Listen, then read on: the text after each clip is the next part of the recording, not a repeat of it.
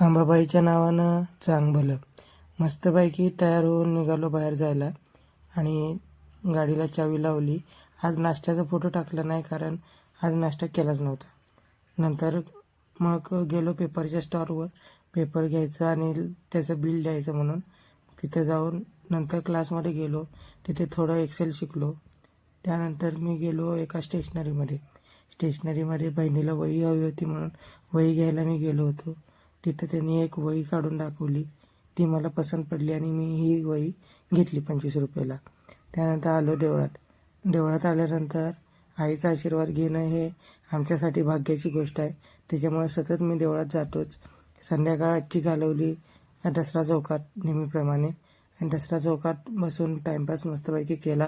त्यानंतर आलो घरी येऊन मस्तपैकी उपवासानंतर उपवास सोडायचं जे जेवण असतं ते केलं होतं आणि त्यात खीर पण होती. त्याच्यामुळे खिरीवर दणका देऊन आजचा दिवस संपवला. भेटूया उद्याच्या भागात. धन्यवाद.